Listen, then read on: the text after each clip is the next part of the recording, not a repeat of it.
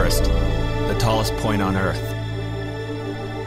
For a sighted person, climbing Mount Everest is one of the greatest physical challenges on the face of the Earth. Ever since I went blind, it's been a dream in the back of my mind to climb the world's tallest peak. Preparing for this climb, there was a lot of people telling us, you're crazy, it can't happen. We had one guy that actually went ahead and had his camera ready. He was following us because he wanted to take a picture of us bringing Eric's dead body off the mountain. There are always going to be people who think you're crazy, and then there are also going to be those who do share your vision. The truth of the matter is Everest was a very, very difficult climb. It was dangerous. We had the Khumbu Icefall to go through, which there's been more people killed in the Khumbu Icefall than any part of the mountain. We had altitude, which is a deadly killer. We had avalanche danger. Anybody, even an experienced climber, could die of cerebral or pulmonary edema on Mount Everest. I knew that only 10% of the people who try Everest make it to the top. And for every 6 people who summit, I've heard 1 dies. The first time I met Eric was at a trade show in Salt Lake City. He asked me, he said, have you ever thought of climbing Everest? He said he never climbed Everest, but he wanted to. We climbed kind of around the back of the mountain onto the ridge. God, that feels steep. And all the way to the top. As a blind person, I knew I could never get to the summit of Everest alone. And what would get me to the top wasn't necessarily technology. What would get me to the summit were the people that I surrounded myself with. A leader is someone, in my opinion, that has vision, that takes action on it, but underlying all of that is their character. Most teams are torn apart by egos. There were some people I wanted to bring on the expedition that I decided not to bring on the expedition because I knew they could not be good team members. PV wanted people who knew the Himalayas well, who knew Everest well. But equally important, I feel, was getting a series of climbers that Eric has climbed with in the past that may or may not be great Himalayan people, but Eric trusted. If you can unify people with one vision, it becomes that rallying point, and it becomes a team that's unstoppable. Getting close to the time of climbing Everest was really a difficult time for me because I'd been struggling with recovering from pulmonary edema and pneumonia. I was looking for excuses really to get out of it. So I put it in front of the team. Not one guy on the team said, no, we don't want you back. So I asked him, Eric, what do you think? And he said something I'll never forget, and that is that being blind my whole life, people have made judgments about me, what I can and what I can't do. I'm not about to do that same thing to you.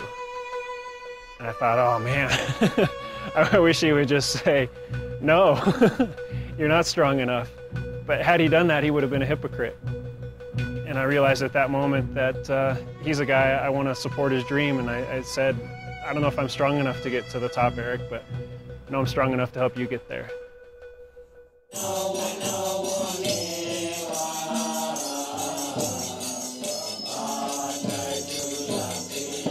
Huge. He just towers above everything else. Like the biggest plumes I've ever seen in my life. Eric. Coming off of Mount Everest? The balcony in the south right summit. there.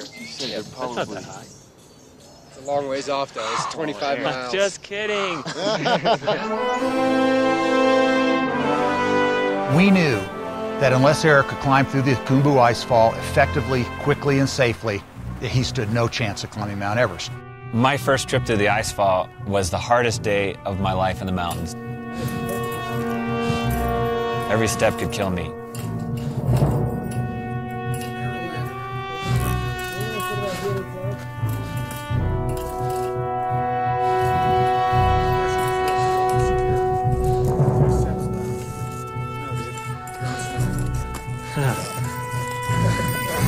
Fear in the air.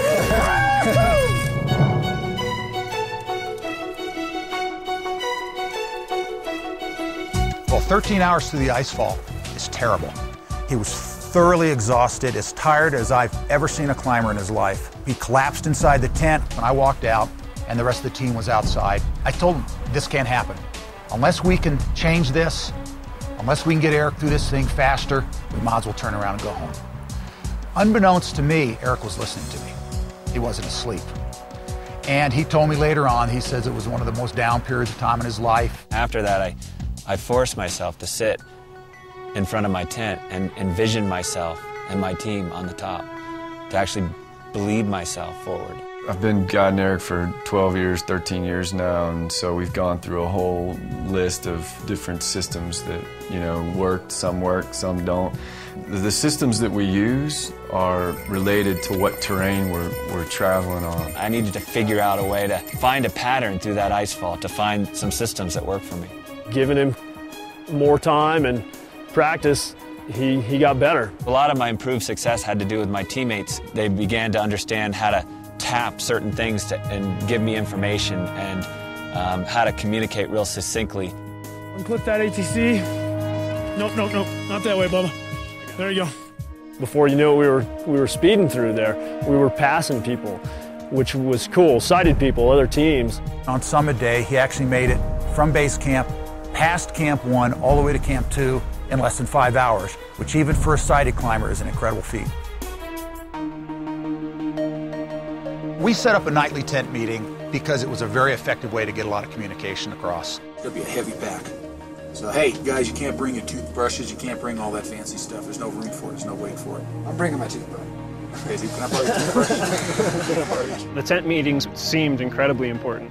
The ability to have an open forum to communicate, to talk about things, it gets you thinking. So if I do have to turn back, I'm just curious, I mean, what's the plan? I'll feel totally bad because I'll ruin probably someone or one or two person summit day. This whole thing's about you. This whole thing's about you, man. Hopefully everybody realizes that we've got a prerogative here, and that's to get Eric to the top. Well, if Eric can't make it to the top, I'm definitely going to go no matter what.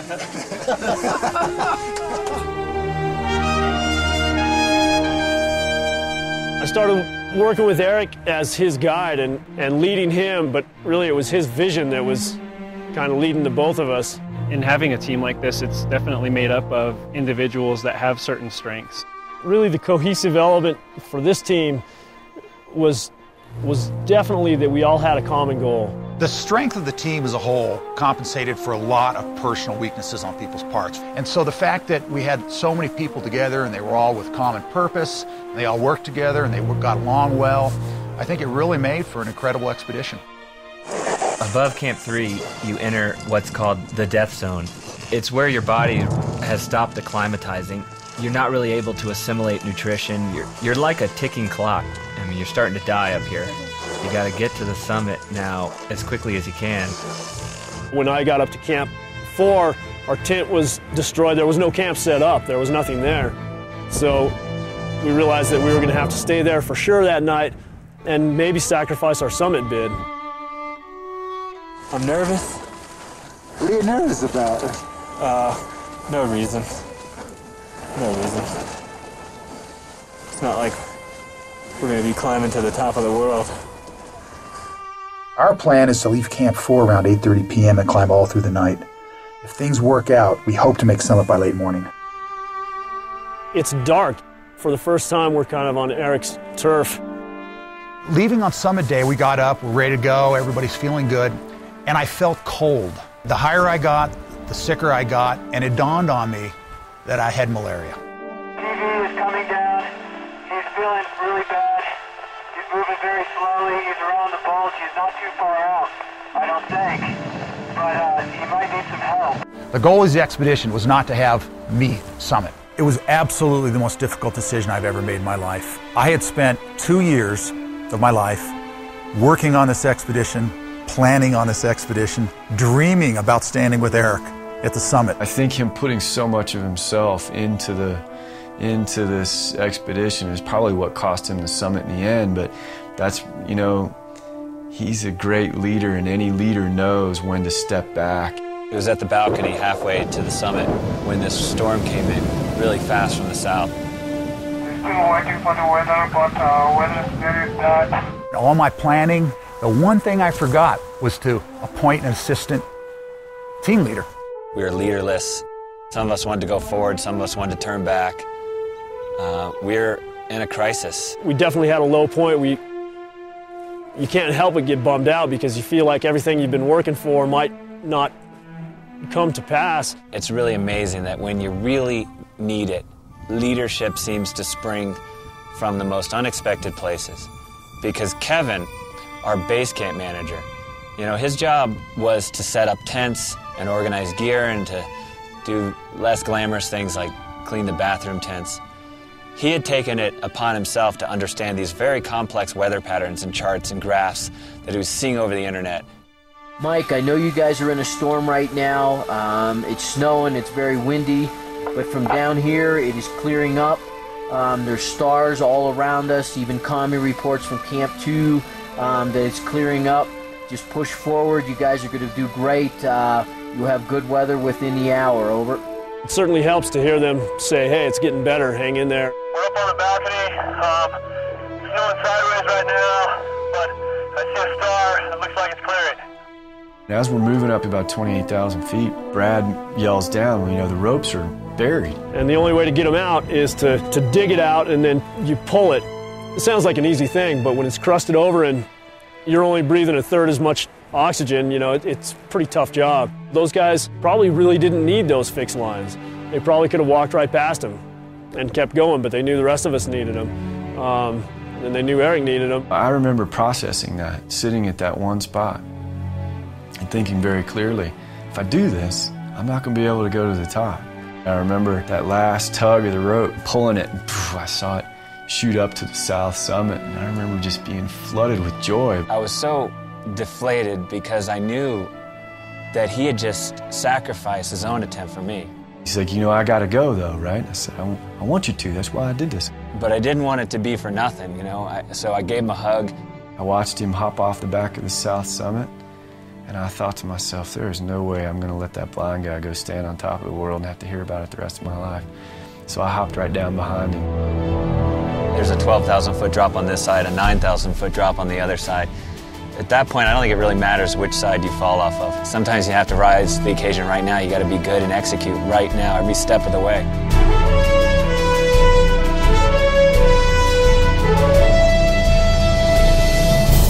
We're on the top. I can believe it. You did it!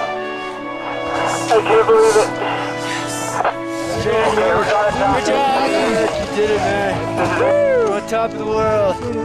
We are on top of the world. When I heard he made it, and then I heard that everybody made it on the team, I was thinking, man, I could never have hoped for better success than that. We did something that's extraordinary, and we all did it. And that's even cooler than if I went over and just did it on my own. Everyone on our team felt that they had the power to get us to the summit or to lose it for us.